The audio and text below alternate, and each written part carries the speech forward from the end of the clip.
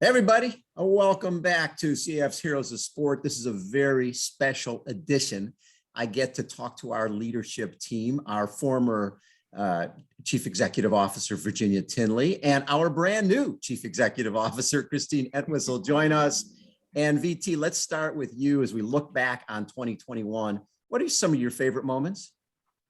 Well, some of the things that I'm most proud of about 2021 is despite the really difficult year in 2020, we were able to give a record number of grants, over 3,000 grants to challenged athletes across the globe, totaling over $5 million. So just so proud of the fact that we're continuing to be able to make such a difference for so many people in so many countries. And for you, Kristine, when you look back on the year, because there's so many high points. Mm-hmm. You know, I think for myself, just looking at the way we delivered both virtual and in-person activities for our challenged athletes, for our community, we had our galas, we had camps and clinics, we had our in-person events in October, we had a virtual high school adaptive sports program, and we had just such an array of ways to serve and ways to be with our community, both virtually and in person, in this, changing landscape of the world of sports that we're living in.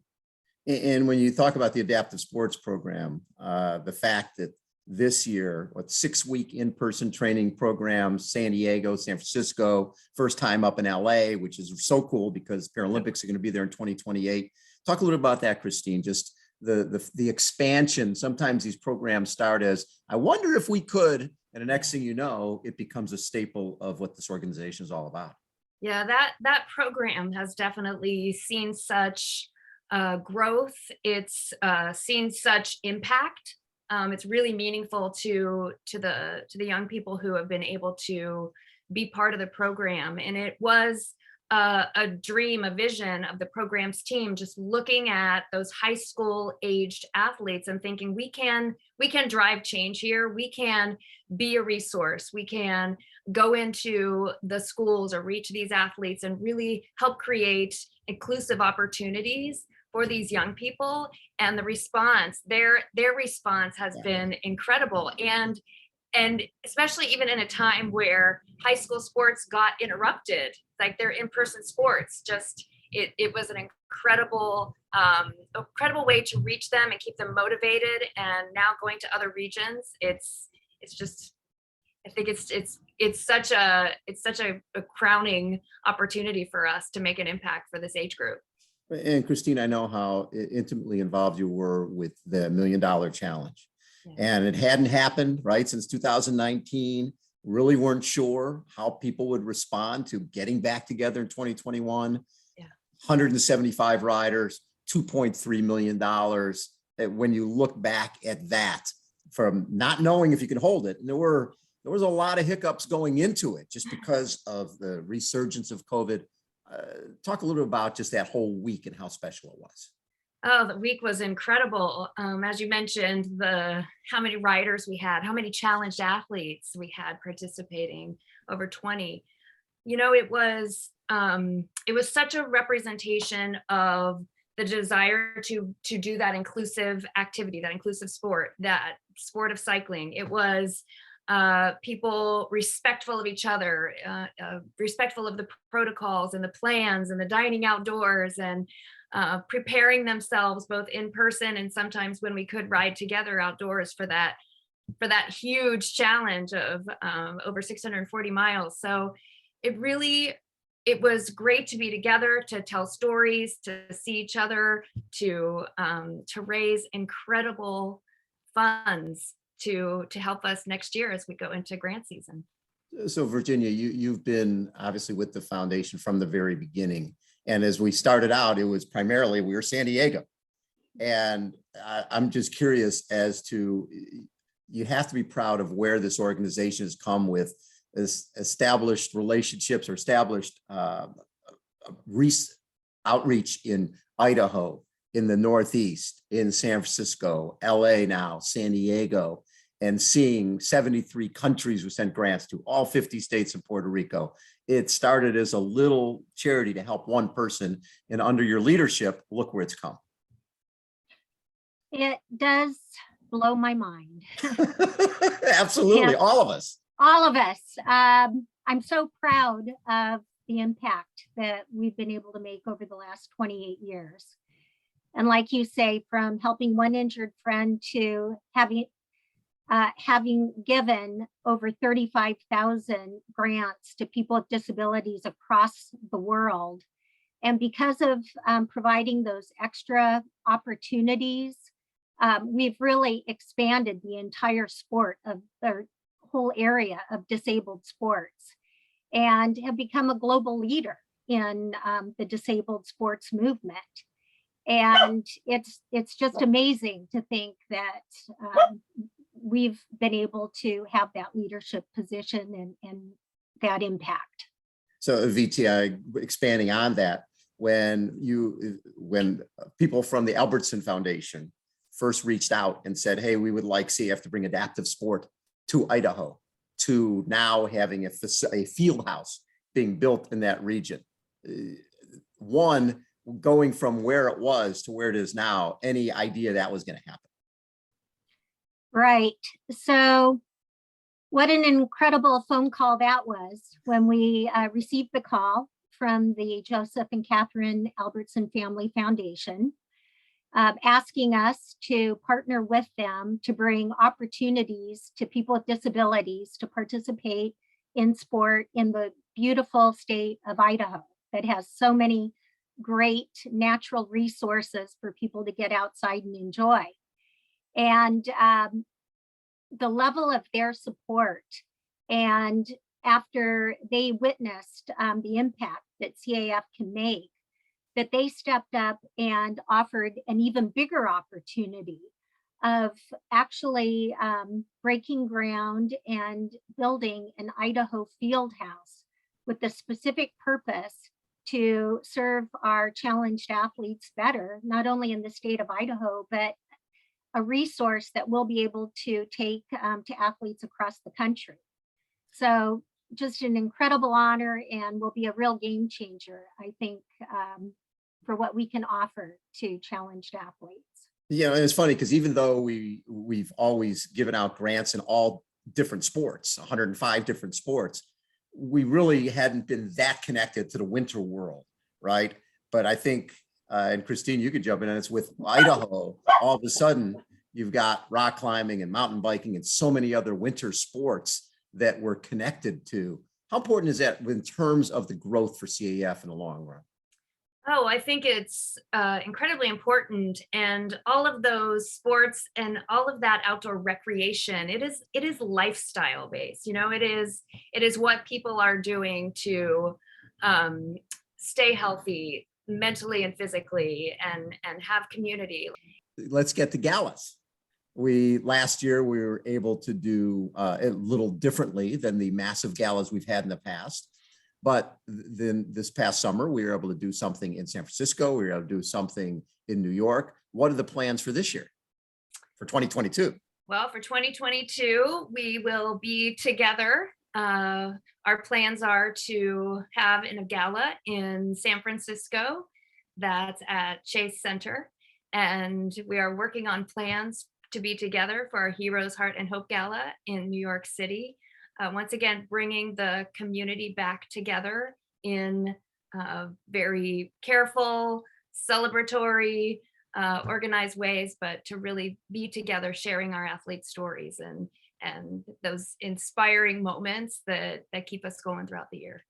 VT, when you look at the Paralympics and the showcase that CAF has generated from that, the number of our athletes you see included in commercials now, where back in the day when CAF first got started, the people weren't putting people missing body parts or people in wheelchairs in commercials. When you look back again, you're looking back at 28 years of CAF and seeing how the rules have changed and the industry has changed. Talk a little bit about just watching that through the years. Well, that's another thing that I'm incredibly proud of as far as the I do think the impact that CAF has had on the way the world sees challenged athletes. And we have always portrayed the athletes that we support as legitimate, exceptional athletes, as they are, and have celebrated the strength and the courage and the commitment that it takes to achieve that level of performance. And really, that's the way the world sees challenged athletes now. And that's the way corporate sponsors are portraying challenged athletes. And they're looked upon as with the kind of respect on equal footing as able-bodied athletes. And that always was our vision. And that's always the way we saw it, is equal athletes to anyone else. And I think that our marketing efforts and our true mentality on celebrating these athletes has caught on, and the rest of the world agrees that that's how they should be respected. No question about it. So Kristine, when you look forward, because one of the things that impresses me the most, there was a lot of charities immediately when COVID hit. Okay, we're cutting staff, we're cutting services, but CAF didn't. We didn't lay anybody off. In fact, I feel like we added arrows to our quiver. What do you take away from how our team adapted to COVID as you move forward as executive director? Well, certainly resiliency, and it's what our athletes represent in their lives, and we knew that we needed to show up in that same way. So it was innovation, it was adapting, it was being resilient. It took a lot of creativity of the team to really focus on how we would continue to serve the mission, how we would continue to deliver the mission through that year. And I think that is something that we're going to carry. The forced innovation as we worked through 2020 and 2021 has brought new ideas forth, new opportunities, new things have caught on, and they're things that we'll continue to offer down the road, and we'll continue with our creativity. I think throughout that time, these last 2 years, there's been such a calling for equity and inclusion, and that's where we stand. That's where we stand. We've always stood. It's where we stand today, and it's where we're going to stand, what we're going to stand for in the future, and we'll play a big role. Well, the other part of it is we survived on putting on camps, clinics, galas, bike rides, triathlons, and could do none of that, right. During the COVID time. But our athletes, if anything, needed the support more than ever. Yeah. How did the team, and this, for both of you guys, how did you guys pivot to be able to go to big donors and say, listen, I know we can't do a gala. I know we can't do, we can't put on a bike ride, but we still need your dollars to keep our athletes going. Well, I know Virginia will echo and probably expand on the huge gratitude we feel toward our supporters, our donors, our sponsors. They all stood by us, and we worked hard to convey and share what was happening in the lives of our athletes, what they were going through. I think that these times have helped people understand a little bit more what isolation feels like, what restriction from sports feels like. Everybody experienced that, and their generosity and dedication to our work and what we do. We're so grateful to our community who continue to support. Yeah, and Virginia, I'm sure those calls weren't the easiest to make. Say, hey, we need you to support our gala that's not happening. We need you to support our athletes who aren't able to participate in sport right now. How tough was that? And at the end of the day, the fact that people supported us, how did that make you feel?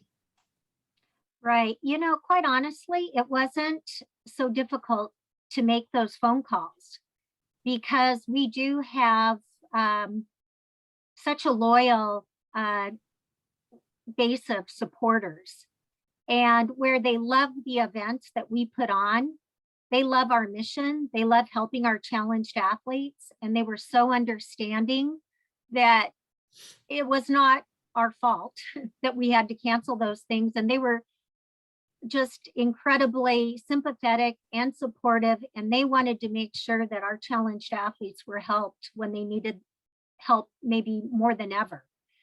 So to Kristine's point, we did feel so much support and just have so much gratitude to those wonderful, loyal supporters, donors, sponsors that stood by us and really helped us get through that tough year. Awesome. Hey, thank you both. The leadership that both of you provided this last couple of years, because it would have been real easy to go, oh my God, what are we going to do? And I've seen a lot of other charities go that route. But what you guys did is you were like, okay, we're going to make magic here. That's what CF's been about for 28 years. And the team just rallied behind your leadership. And I appreciate everything you guys brought to the table. This, not just in 2021, but in 2020. And I know moving forward, your leadership is going to be essential for the CF to head to the next level. Thanks, Bob. We appreciate you and you having this series, Heroes of Sport, that is also been such a steadfast hallmark way to share our mission throughout the last couple of years. So thank you. Kristine Entwistle, Virginia Tinley have been our guest. Again, Heroes of Sport wrapping up an amazing 2021. We need your support for 2022. So get out those checkbooks, help us out, and help an athlete stay in a game of life through sport. You guys are the best. Thanks so much. Thanks, Bob. Thanks, everybody. Appreciate you. Thanks, Bob.